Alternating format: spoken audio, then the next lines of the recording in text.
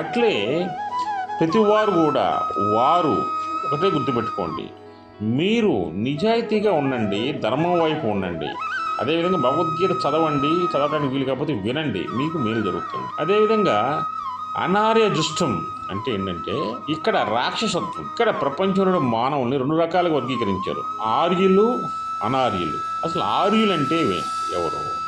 వీళ్ళు సన్మార్గాన్ని అవలంబించేవారు, పవిత్రతను కాపాడుకునేవారు, అదేవిధంగా ప్రకాశవంతంగా జీవించాలనుకునేవాళ్ళు, ధైర్యంగా ఉండేవాళ్ళు, ఉత్సాహంగా ఉండేవాళ్ళు, ఎప్పుడు సంతోషంగా ఉండేవాళ్ళు, ఒకరికి సహాయం చేసేవాళ్ళు. వీళ్ళంతా కూడా ఆర్యుల కిందకి వస్తారన్నమాట.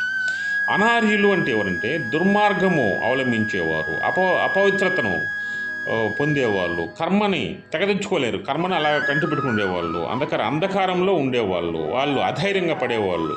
అంటే ఏదైనా పని చేయడానికి ముందు మనం చేయలేంలే అని నిరుత్సాహపడేవాళ్ళు. వీళ్ళు నిరంతరము వాళ్ళు ఏడుపుతోనూ బాధతోనూ ఎంతసేపుడికి ఎదురువాడిని నిందిస్తూ బతికే వాళ్ళని అంతా కూడా అనార్యులు అంటారు.